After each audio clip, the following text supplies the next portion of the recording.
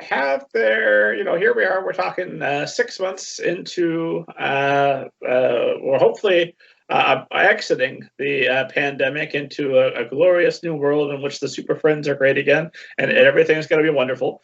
But how does the pandemic change your plans for launching this book versus books earlier in the series where you didn't necessarily have this concern? And Sara, I'll throw this one over to you first. It's really interesting, actually. I've been doing a lot of interviews and podcasts recently about how the pandemic has affected publishing in general. And one of the things that keeps coming up is, launch events. So, usually we would want to have in-person launch events, etc., which obviously with the current climate isn't possible. But we've actually always done quite a lot online anyway. So you'll notice a lot of the bigger publishing houses have been scrambling over the last however long, and they've realized that, doing stuff online is a thing, and it's a thing which can actually be more accessible as well for people in not just in different locations, but, people who can't travel for whatever reason, or, and it's a way of expanding your reach even further. So in terms of how different it is, I would say that there's obviously a lack of in-person events, but in terms of how we're managing to still, get the book out there, not an awful lot has changed, because we've always done a lot of stuff online. We've put more emphasis into the online stuff now, of course, but I think that's a redistribution of resources rather than doing something completely new. I don't know if Dorothy has anything to add to that one. I miss in-person events. I miss conventions, and I live in the Chicago area, and there are a couple of conventions you can go to. There are lots of library author days that you can go to and take your books and talk to people about the book. There are other authors there, often of whom I know by this point. And so that's a lot of fun, and I miss doing those. But I've always done a lot of virtual things anyway, because it is a small press. And I'm not traveling around the country on a book tour or anything. Now, as it happens, I am doing an in-person event in my building Thursday, I think. Because most people in this building have been vaccinated, as it turns out. Now, we have to wear masks and all, but I'm allowed to stand up with them remotely in the room and read the first chapter or talk about it. And I'm going, because I've had 2 books come out since we've been locked down. This is the second book, because the Wysman came out when we were locked down too, as a matter of fact, here. And so I'm not going to read from that, but I'm going to talk about it a little, and I'm going to show this fabulous book trailer that Inspired Quill made for me, just to sort of see if I can get them to be interested in that one too, and then I'll read from The Trickster. So I'm looking forward to that. It's actually quite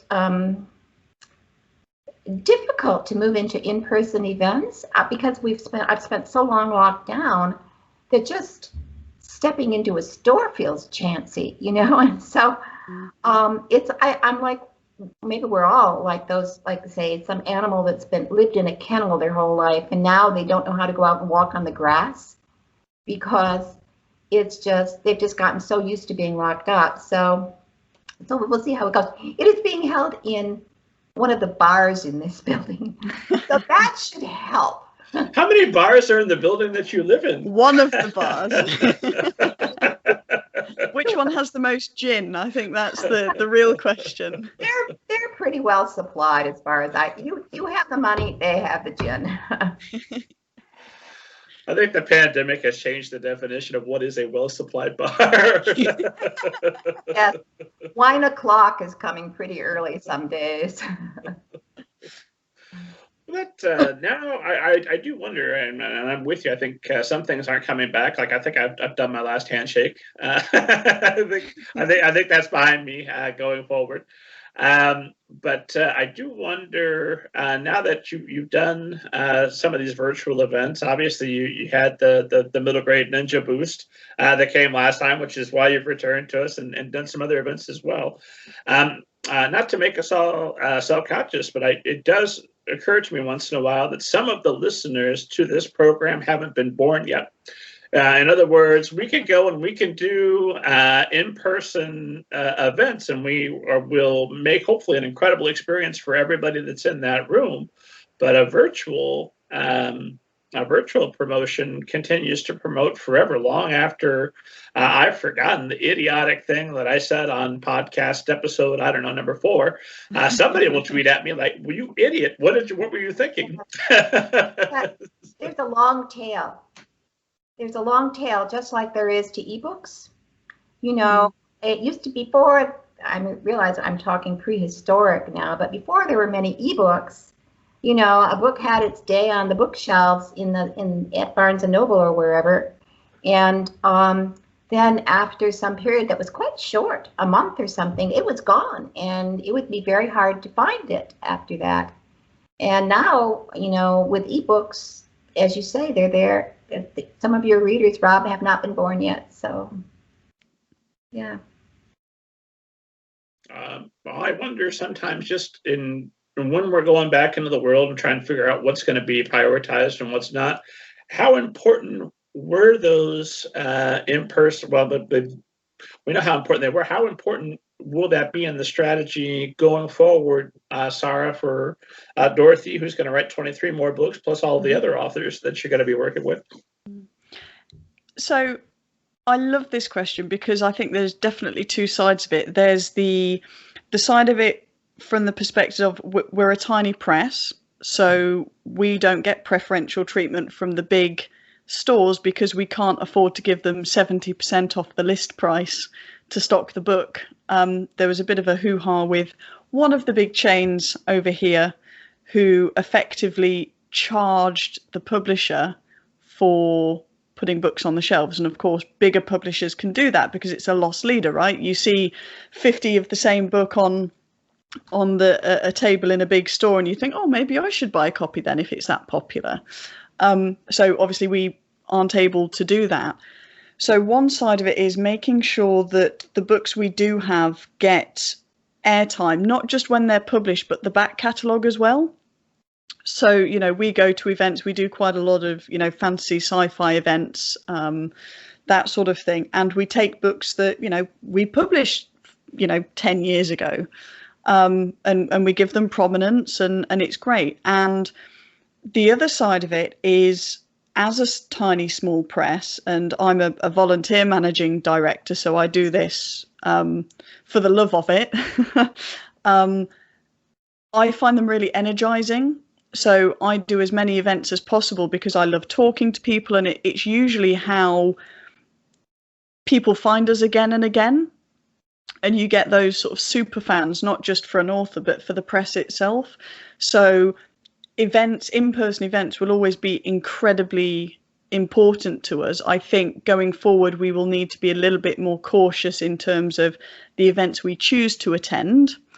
But apart from that, they're definitely going to still be a massive part of Inspired Quill because we're very community focused as well. So we enjoy going to the little events that no one else wants to go to, right? Because we want to support the local, you know, council or area or, you know, library or community centre or whatever. And you know, we're happy to put in the work to do that sort of thing. So yeah, for us, it's going to be really, really important going forward.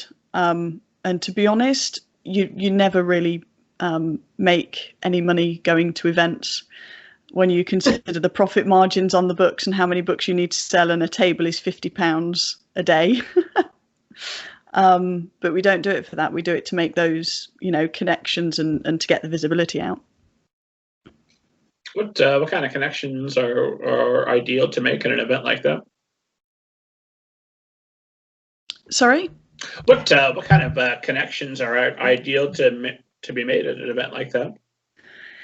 That's a great question. So I think a lot of it is to do with the other publishers and authors you meet. Definitely, one of the things that's amazing about the publishing industry, certainly in terms of indie presses, is how much we support each other. So it's not sort of a cutthroat industry, because a person doesn't buy a book because it's from a certain publisher. Let's say they buy it because they like the book, right? So there's no point in being cutthroat in this industry, which is wonderful.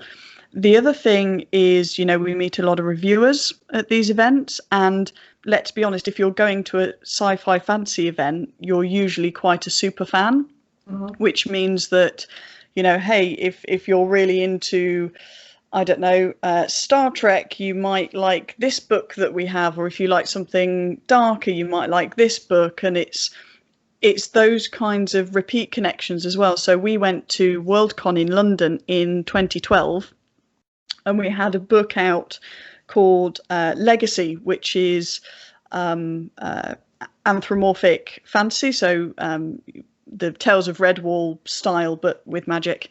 And we went to Worldcon again in 2019, in August, in Dublin that time.